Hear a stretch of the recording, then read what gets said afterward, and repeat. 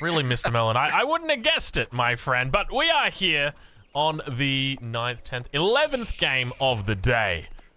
Ladies and gentlemen, welcome to Golden Swamp. We've got 3 players over on the west side, 3 players over on the east side. They're nice and close together. So expect to see a bit more of a cohesive approach, perhaps a concerted effort in the center. What's going on with these sacred sites? I sound like an old guy on the porch just shaking my cane like, these kids nowadays, what's with the sacred sites? So again, they're stacked up on top of each other. Is this a map feature? Or is this a map bug again? I guess this is one I'm not going to ask for a restart for, but interesting to see if this comes into play. It is in the contested area of the map, so it should be pretty good that it's like not a free win. Oh, I'm gonna stop you. It's another. We're doing another rematch. So for anybody wondering, so apparently, so we had the first one. Okay, the first one happened. We get. Oh, this is so good. This is at this point, I'm not even mad. Like. You ate a whole wheel of cheese? Why would I be mad? That is just... I'm just impressed right now. So, first game, we get no spawn on the top side water, which prevents a team from ever getting on there. So we got a rematch. Wait, hold on. Hold on. Might be fine. We might be fine. I'm getting confirmation from our head admin at the moment that we might be fine. Second game that happened... They tried to play with the spectator overview, but the spectators couldn't see the game. It was going out of sync, or rather, what's the word? There was a fatal error, so we had to go for a third time. That was what I was telling you guys about. You remember I said, I can tell you this, but I'm not going to. That was what it was. We should have gone into a second game. We couldn't because of the fatal scar error. Third game now, and our head admin has said this is fine. All right, ladies and gentlemen. We're playing. We're playing right now. The money is on the line. This is it. Well, we're casting. They're playing. Yeah, well, yeah. And you guys are watching. So you keep watching. We'll keep casting. No one we're talking to is playing, hopefully. We're all enjoying the play. Right. Yes. Right. All right, we're back. I don't know why I corrected us here, but it's exciting. That slowed everything down. You were trying to hype us up, and I was like, wait, we're not playing. All right, so anyway, moving on. We already have the Aachen coming in. Wow, we're already at the Aachen stage of the game.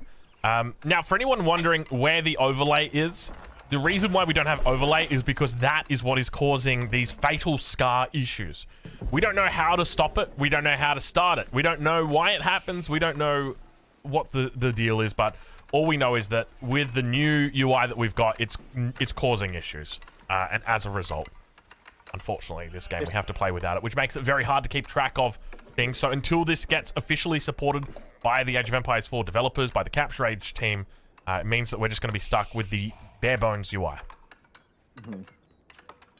Yeah, it's really cool. As the Aachen comes up, I can't believe it. I tried. The pun didn't work.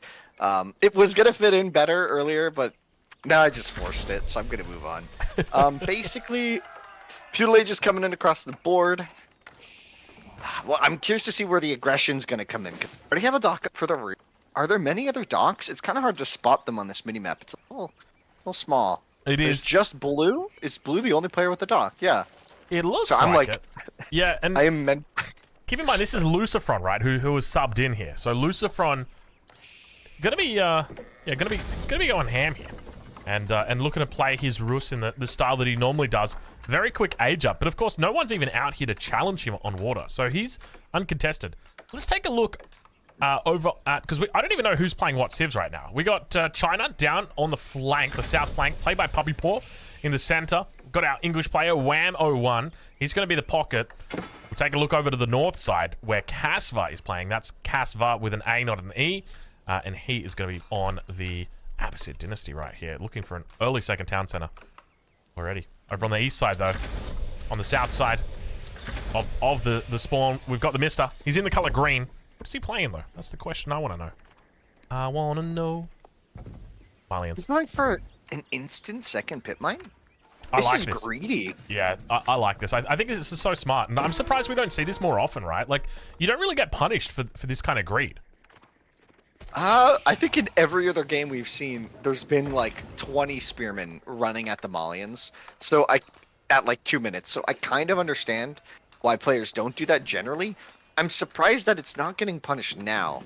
I guess because Puppy Paw's China, you're just not expecting a lot of aggression from that player, so maybe it makes sense to be a greedy now as well. And as we see that. And there's also 50 Abbasid gold. on the enemy team as well, which loves to be greedy. And then when you're pairing the English up and the English is the pocket, it's like, well, he wants to be greedy as well. So, yeah, I feel like you've got kind of like max greed coming out from the other side. This FP timing is going to be really good for VortiX. Yeah, this is super quick, isn't it? Look at this. This is 540, 550 age up. Oh my lord, he's dropping it down at 550. What is that placement? That's such a fast placement for the burger. And you know what's weird is he doesn't have a dock for fishing eco, but I guess he just doesn't feel like he needs it. Doesn't need it. And maybe even if Lucifron is floating food, he could just trib it at any time. Yeah. Because he's got a lot of food income, right? Well, now we see what Lucifron was working on all this time. So he's got the food economy coming in from the water, but at the same time, he's still got a presence out on land. And you can see Wham trying to force that knight onto the palings. Not going to have any success there. Yeah, good gameplay there by Lucifron, just out microing and running. Really good stuff. How many fishing boats does he have? Is that just 2? Am I crazy? Or does he have more spread out? I think he has more spread out. It's really surprising to me that more players aren't docking. Yeah, I'm really surprised. I'm equally surprised, right? Like, oh, here we go. We got 4. He's just got a couple down here. Obviously playing the Rus. He can transform them at any time. But we do see the age up coming in 650. Jeez. Good luck dealing with that. I mean, it's just so early, right? Last game on the wetlands, the players that droshed, English didn't get to feudal until 650. Remember that? Yeah, you're right. They were making the 4 man-at-arms, and they literally didn't start aging until like 530. So this is interesting. All right, let's take a look at the resources here for Puppy Paw. Because he's going 2 TC. A little bit late on this second TC. Coming down at 7 minutes 20. He didn't have any pressure in the Dark Age. But we do see Wham actually going castle. Yeah, you gotta be nervous though. The man-at-arms are coming across the field, and we've seen the strategy work, and we've seen this strategy get countered. I'm starting to think that this might just work here. This is a lot of man-at-arms coming across the map, flooding into the center. Yeah, what's the counterplay? Kasva was still feudal. Abbasid, I guess, have access to the Camel Archer if they need a unit that can kite and kill. The men-at-arms, English, not really going to have a good time here. Yeah, against this men-at-arms. I mean, the town center's helping out a fair bit. One of the knights does go down, but where are those men-at-arms heading? They're going straight to the Abbasid player, aren't they? Yeah, they're going straight up to Kasva. He's just heading. I think they all just rerouted. Yeah, he's going for the TC. This is super smart. Walking to the left. Yeah. Wham's a little bit exposed with his second TC, right? He's on the front line, and the men-at-arms can just burn through it. Yeah, castled. I mean, the English TCs are really strong defensively. You know, you just get a couple vills to shoot. The vills can run. But we'll see a lot of trade coming in now. We don't have our little trade counter anymore. Look at this right here, though. We have got walls coming in, preemptive walls coming in from Puppy Paw. And look at the King's Palace, Oh my lord, he's focusing down the knights, but look at the damage that's going to be coming out as the men-at-arms make their way through Chukunu. Looking to try and help it out. He's just going to tap away at the palace instead. Probably going to be losing a couple more villagers here. The Chukunu holding on for dear life. He jumps inside the King's Palace, gets up to the castle age. 9 minutes is the timing here for him. But there is going to be plenty more men-at-arms where that came from. Yeah, this is just the start of the flood, right? And now into the Abbasid economy as well. It's going to be equally devastating until those Camel Archers are out. And looks like he's got 2 in queue right now, so he'll have them coming soon, and that'll give him some time, some safety. But yeah, it's going to be an uphill battle for the Abbasid player, especially with a lot of their food eco idle right now. Yeah, this is pretty crazy. And what is happening behind this? We can see Mista is going for a massive boom. On top of that, Lucifron is walling up. Now remember, he's playing the Rus, and the Rus have got insane palisade walls, so they're utilizing these crazy good walls as part of the trade plan. So the strategy coming out from Los Pollos Hermanos is a very strong one. It's so wild, right? It's a little weird when you really think about it. It's a map again with no trade posts. They didn't contest the water much. They just kind of got given the water, so I guess it kind of makes sense that they don't need to contest it. Really odd that no one is building docks except for one player. Totally free food income. Like, I'll take that win if you're Lucifron. Well, there's actually a reason why. So my argument is, like, as an example with China, you don't actually want to play dock opening on maps like Ancient Spires or even on a map like this, because realistically, the most you're going to get from a dock is probably like, let's say 5, 6, 7 fishing boats, right? On a map like Ancient Spires, and I think probably the same argument could be made here. And you're going to delay your Song Dynasty 2 TC by a long time. Sure, your fishing boats pay off, but you know what pays off even faster? Song Dynasty 2 TC. And if you delay that, then you're kind of just putting yourself in a really poor position. Yeah, but I can't help but think they haven't even considered a way to really deal with the hamburger strat, and they also haven't found a way to deal with the water, which is just extra food. So it's like, I feel like they're just kind of gimping themselves by letting this draft you can't really stop it from happening, I guess, if your opponents want to do it. Yep. But not really prioritizing a strategy to shut this down, on top of not prioritizing the water at all, which would be your saving grace, right? If you had a bunch of fishing boats, your entire food eco wouldn't be idled by 5 man-at-arms, right? So I think there's a lot of ways to look at this game and think, like, what was their strategy? Was it just a boom? Like, I'm not sure. Yeah. Or maybe this is why they picked Continental as their home map and not Coastal as their home map and not this map, right? Oh, exactly, right? Like, they specifically didn't pick Golden Swamp. Maybe they just didn't expect to play it or expected to throw it away in the event that it does come down to that map. Yeah, I mean, now we see the Knights moving in from Lucifron. Yeah. Game's looking very solid at this point. Kasva's been idle this entire time, by the way. He's still got 9 villages idle in the first town center, 15 villages idle in the second town center, and the second town center is getting burnt down, right? As we speak, it is dying. So, you know, he's going to need something up here. We have a distinct lack. I don't know where the units are at the moment for our English player. Maybe we can ride on board with Wham and see exactly what he's doing, because the men-at-arms are just going to continue to work on that town center. Nice little walls coming up. So going for crossbows. Can we check Mista's trade count? How many traders does he have? We have to go to the market or do Control-Shift-A? Another one. Only 10? Really? It says 41. 41 traders. 10 in queue. I looked at the wrong spot. 10 in queue. My bad. Yeah. Oh my god, yeah. This is completely uncontested. The economy is going to be completely outscaling. This is insane. And he's also sending through resources as well. Look at this. So this is a true sling. Can we take a look at how much his traders are actually pulling in? I'm curious. I would suspect like maybe 180 if he's lucky. Probably less than that, actually. Yeah, 157. So not the best, but still pretty decent. But keep in mind, this is team trade rather than neutral trade, and that makes it a bit harder.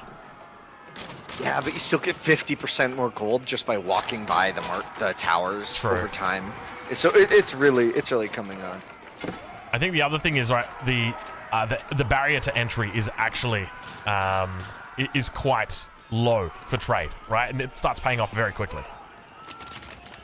Yeah, in team games where you really have that space, right? In a 1v1, it's a lot harder, obviously, but we've seen a lot of this tournament. The strategies have revolved sometimes around trade. Definitely happens on the ranked ladder, where the games are on much less open maps, so more closed maps, I think, has led to the meta there being really dominated by how soon you can trade. And wow, this micro has just been so good from Lucifron. They're just dominating right now. Like, Kasva's basically out of the game, and Lucifron is about to receive the Kasva treatment, which is your entire economy is about to be idled, while you garrison in the TC and shoot it. He's still running his entire economy. Yeah, the villagers are trying to escape to the country, but unfortunately, it's it's not the best. Yeah. This is insane. This is like, and look at just the stream of teal dots on the minimap going through the swamp. And finally, we see the Farimba garrison. I wonder how much Mista has been tributing this game. I think he's just been sending resources, I guess, to his allies to make sure that they have a good game here. Well, he is on 4K. He's been making a lot of money. Yeah, he's on 4K gold a minute right now, so yeah, he's got to be spending it somewhere, and it ain't all on cows. Yeah. It could be on cast. No, just kidding. It'd definitely not be on cast. He's got the triple mill setup. He didn't get to the magic number of 4. I don't know why I said that, but I just imagine 4 would be better. There's a lot of idle time there. I think it's just the lack of cows that are coming out. Those things train pretty quickly. I reckon you should be okay with like 3 easily, surely. Yeah. With that many mills though, under the Archon? Actually, yeah, you're right. Under the Archon, maybe you're right.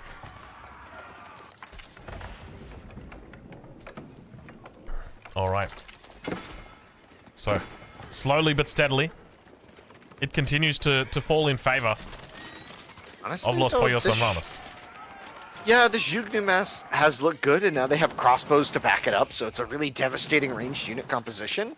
But they are down a player, and when Mista decides to start making units, I don't see a way for the turkey and 2 beavers. For the turkey and 2 beavers, yes. Well, now that Imperial Age has come through for VortiX, it's going to be a whole different affair, right? I'm not sure exactly what his plan is with regard to his unit composition, but elite units are always going to be difficult. And we see Mr. still slinging 1,000 gold here, 200 food there. And elite upgrades have come through now for those men at arms, so he is... 71 traders. How many traders, sorry? 71 is what Vodka just showed us. I just went, like, because I like my hand... 77 My now. head was in my palm, because my head can't take it anymore. This game is so over. Mista just make units and end it. End their suffering. We see Elite come in now for VortiX with all those upgrades. The Swabia behind this, so eventually his eco will really catch up to the rest of the game. Because he's been kind of dependent on these cattle. And pretty soon he won't be. I like that VortiX is Imperial here. Puppy Paw still in the Feudal Age with his Shukunur. And he's doing the same damage to the men at arms. The only difference is the extra health that they've got from being elite. So that extra armor, yeah, it doesn't matter. He's only doing 1 damage, and that is it. Like, it's never getting more than that. Yeah, if elite army tactics comes in, that could be really clutch for him as well. Yeah, this is starting to look a little bit more painful. We see Mr. still sending over that gold. Looks almost certain we're going to be heading through to a game 3 here. So 3 series today, all going through to the third game. And Lucifron reaching the Imperial Age. And good game getting called. Puppy Paw surrendering. Kasva surrendering. And wham! Tapping out in this second game of the series. We do indeed head to a game number 3, as foretold by the prophecy. The prophecy of 4 incredible series in a day. Although this game was, I want to say strategically, is it fair if I say this? This might sound rude. This game was strategically disappointing. Is that fair? Like, no, that is not fair I at felt all. Like it's not fair? No, sorry, I should have said that is 100% fair. That is 100% fair. Like, that game was interesting, but it seemed like one of the teams didn't have a plan and just got absolutely wrecked by nothing surprising, I guess. Like, Molly and HRE doing what they do and not reacting to it, and then giving water to the Roost just for free. Like, why didn't anybody build a dock? Still confused about that, by the way. I'm not over it. I still feel like people aren't really like adjusting yet to. I don't know if I'm the only person who sees this kind of like China making crossbows as a legitimate thing, but like, there you've got a huge sling coming in, right? So the Malian player is not only slinging with regard to the resources that they're sending, but they're also making cows for an ally. So there is like multiple levels